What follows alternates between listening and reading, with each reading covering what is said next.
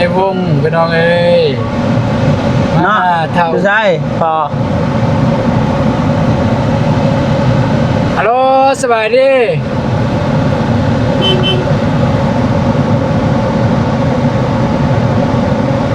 เพิ่นน่าจะบ่ทันเบิ่งแต่ลังรถทันแมนเราสิไปเคลียร์กาแฟนี่ตอนบ่ตูนโทรหาบางอย่างแต่ว่าเฮาเดินทางไปก่อนก็ได้สักไป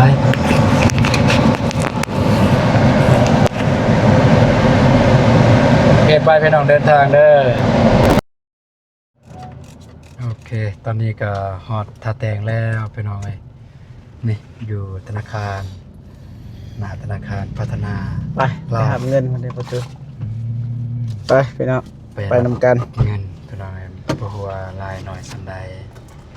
ไปรับชมเบิ่งนำกันเลยเขาสิซื้อรถราคา15 ล้านปลายมีบ่ให้ไปถามเลยจังบ่ถามไปเฮาเงินเรือนั่นมันเซอร์ไพรส์ต่อเซอร์ไพรส์อีกเซอร์ไพรส์ว่าทีมงานตอนนี้เขาสิมาให้ทีมงานมีของทีมงานอีกโดยไปพี่น้อง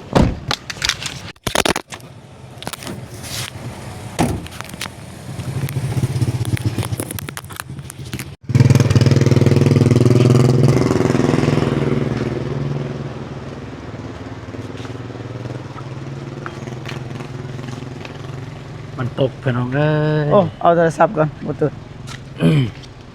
นัมเบอร์โทรศัพท์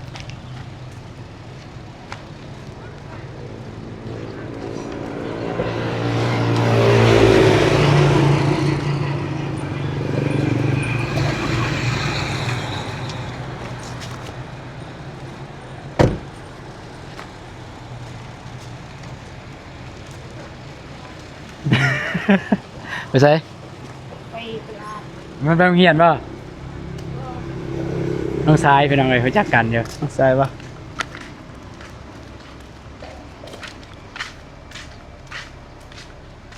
ไปเดี๋ยวไปดิได้เอาเลยไฟฟ้าดับอะไรน่าได้สันบุตรประมาณจากโมงมาประมาณจักโมงตัวจริงกันเพราะว่าไฟฟ้าเขากำลังแก้ไขอยู่เข้ามาเลยพระก็จะเรียนพระเจ้าตัวจริงกันเบิ่งตัวจริงว่าจักโมงใหม่เลยใหม่ใส่ใหม่ไม่เกินประมาณฮะ10 เกิน2 โมงหรอบ่เกิน2 โมงเนาะแต่อยู่ในระหว่าง2 โมงจะได้บ้านไหน19แล้วยันว่าไปอันนั้นแล้วบ่มีเงินจะได้มันสิยากเข้าอีก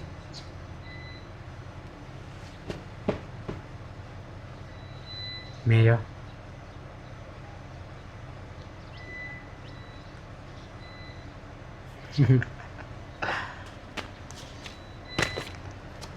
นั่นมันลายเลย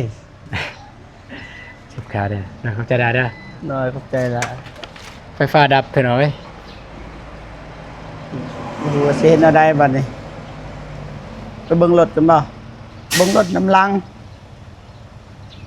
ว่ากันให้เอาเงินให้ได้ก่อนนะ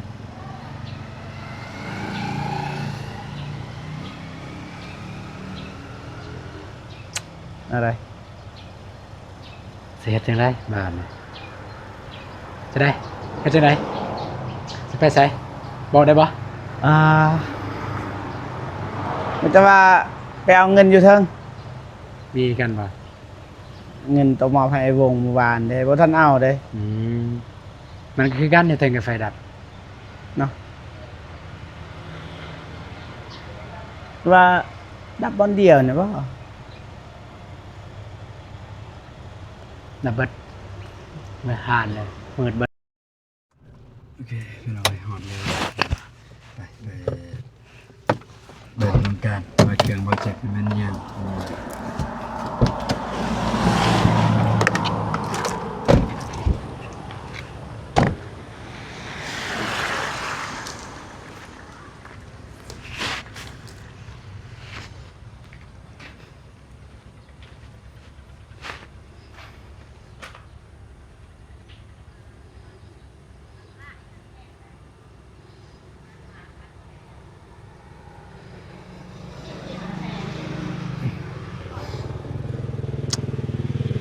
สายละอนุสิทธิ์จักเอาจักบอล พอแล้วบ่ เปิดฮอตกันเสื่อมบ่มีซิมตัวใด ตัวที่สองเด้อ นุด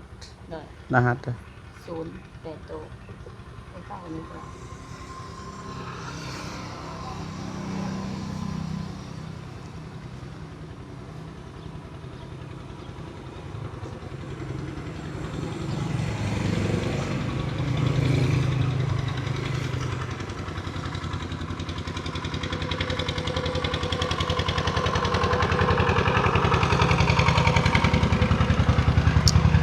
อ่อนไฟดับบ่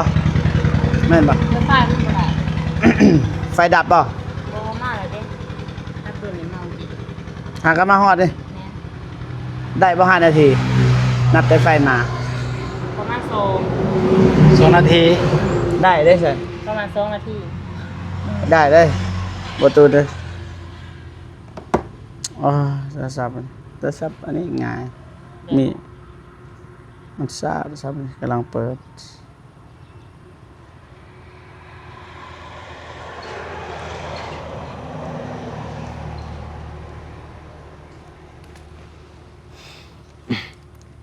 อ๋อได้ประตูนท่ากัน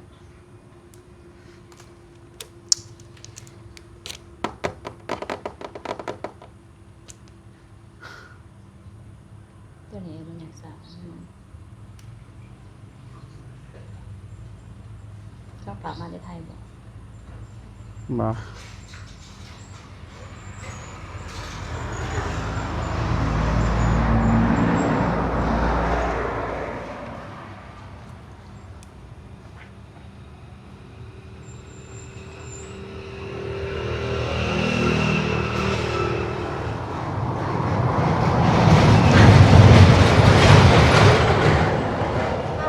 ฮะ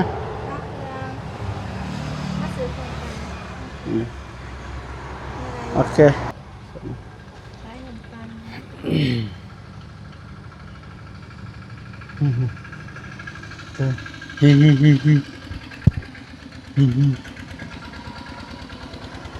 เอาอย่าง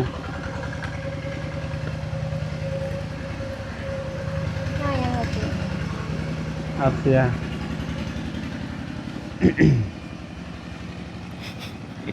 บ่ฮู้ว่ามันคือหยังบ่ ฮะ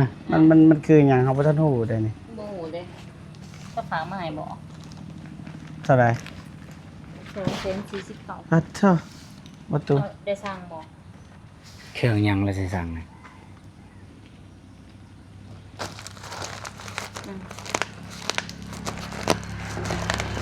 มันคือหยังวะ ไปแกะเบิ่ง เก็บมันก็ได้ มาคัตเตอร์ คันบ่ถึกใจกับกลับคืน เอาเครื่องหมอเก่งจริงเด้อได้ๆเจ๊สิไอ้ อ๋อ เป็นไงได้บ่ บ่เอาคัตเตอร์ก็ได้เป็นแบบนี้ เจ๊เอาเครื่องให้ บางทีระเบิดได้ไผสิฮู้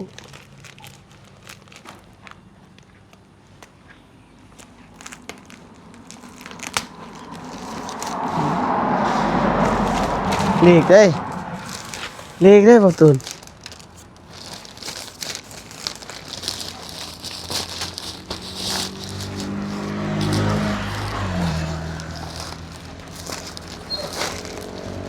อ๋อรู้แล้ว เด้อ รถค่อยสั่งไว้ 80เมตรค่ะ แต่บ่คิดว่ามันสิใหญ่เท่านี้หักกระหูได้ว่าเราได้สั่งเอาเงินเจ้าออกก่อนมาตัวมีปะถาเด้อ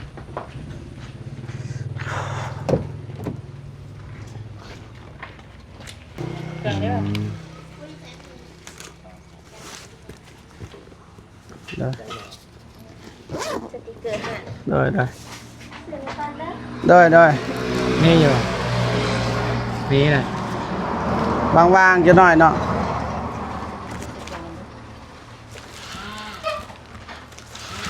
ทงมานำบ่ อะไร ทงมานำเด้อ เอาทงมาน เอาทงมานำ บอกคนสิป้าอยู่นี่แหละนี่เอา เอามาสิป้า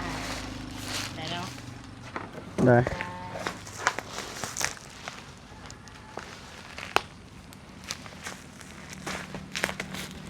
ไปประตูขอบคุณครับ3 ล้อ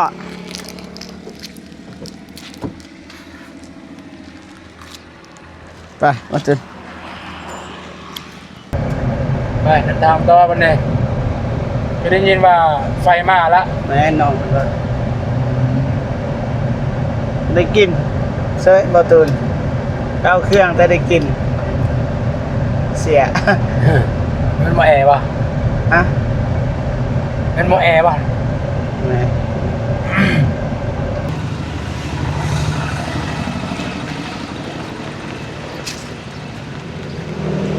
กลับมาอีกครั้งพี่น้องเอ้ยเมื่อกี้ไฟดับมาอีกทางอายเพิ่นว่าประมาณ2 โมงไฟมา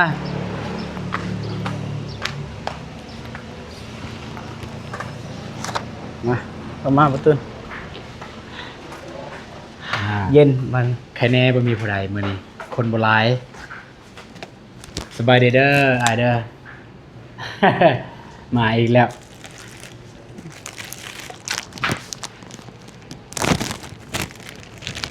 โคตรห้องประตูนะ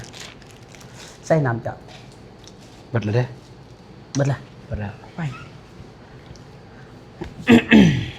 ไปนั่งทากัน เอายืนและเอกสาร ยัง คือว่านั่งถ่า เอาเพิ่นเอิ้นนะเพิ่นบ่ทันพร้อม บ่ทายเพิ่นเอิ้นบ่ทายเพิ่นเอิ้นบ่ทายเพิ่นเอิ้นเด้มันจะเย็นเอกสารเอาก่อนนี่เห็นบ่ เด้เราบ่มาเลย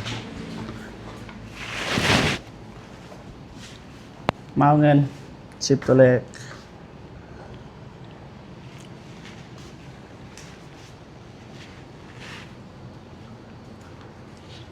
ยังบ่แล้วเด้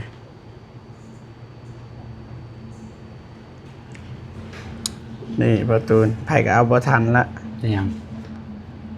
เอาสิให้เบิ่งตัวเลขใส่เลยโห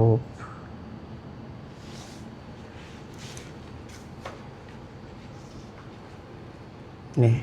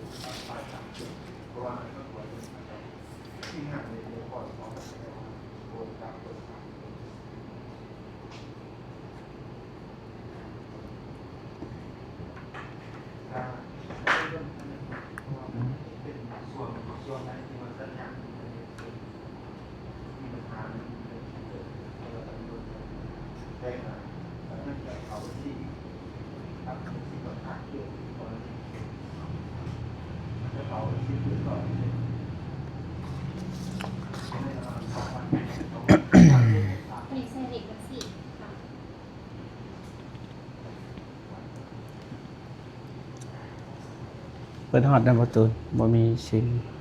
ได้ฮอตอยู่นี่เลยโทรศัพท์อยู่ไหน ตัว ใช้ นั้น ไฟฟ้าอยู่นี่เลย เก่าเก่า แฮงได้ไฟฟ้าอยู่นี่เลยลงคลิปปุ๊บปุ๊บปุ๊บปุ๊บ เก่า2โต3อิงเก่าเก่า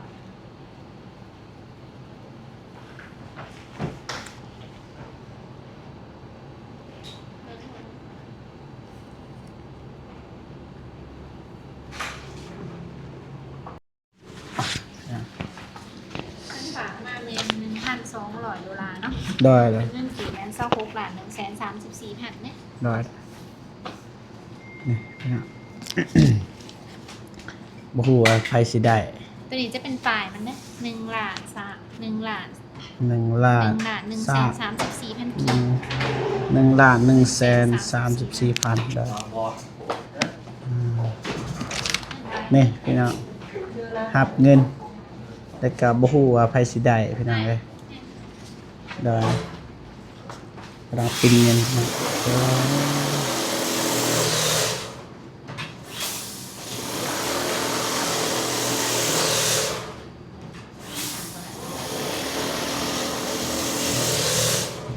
ทั้งหมด26 ล้าน134,000 กีบ โอ้ยเด้อ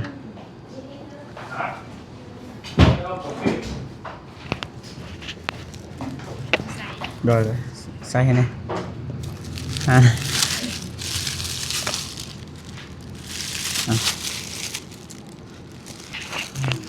เรียบร้อย ใส่ได้ ได้ขอบใจหลายเรียบร้อยนะครับนี่เดี๋ยวเจ็บจะซื้อรถจักรให้แต่ก็บ่ฮู้ว่าสิมอบให้ไผให้ทีมงานหรือว่าให้น้องๆเพิ่นเดี๋ยวว่ากัน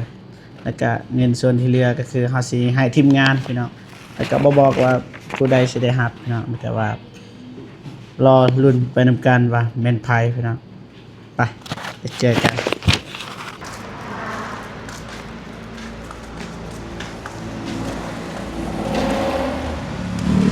เรียบร้อย26 ล้านปลายเอ้ยอย่าเด้อเอ้ยโอเคเพื่อนพี่น้องมีแต่ว่าเบาเจ็บก็สิจบคลิปก่อนแล้วก็เงินก้อนนี้เฮาสิคือว่าแล้วเดี๋ยวซะเลยในคลิปบ่ตูนว่าเฮาสิไปให้ไผเนาะเงินทั้งหมดทั้งมวลก็คือเงินของอ้ายแค่นี้คือเก่าหั่นแหละที่ให้ทางทีมงานเฮาเป็นสะพานบุญให้แล้วก็แน่นอนบ่ตูนแล้วก็บ่เจ็บเรื่องรถมอเตอร์ไซค์นี่บ่แม่นของเฮา2คนแต่ก็ถ้าบ่แม่นของทีมงานก็ของน้องๆเพิ่นเดี๋ยวไปเบิ่งนำกันเนาะสุดท้ายท้ายสุดนี้บ่เจ็บก็ขออวยพรให้อ้ายแค่นี้นะจงมีแต่ความสุขสุขภาพแข็งแรงขออายุมั่นขวัญยืนนะความเจ็บบ่ให้ได้ความไข้บ่ให้มีปรารถนาสิ่งใดขอให้ได้สิ่งนั้นสาธุเจอกันคลิปหน้าพี่น้องสำหรับคลิปนี้สบายดีไปบ๊ายบาย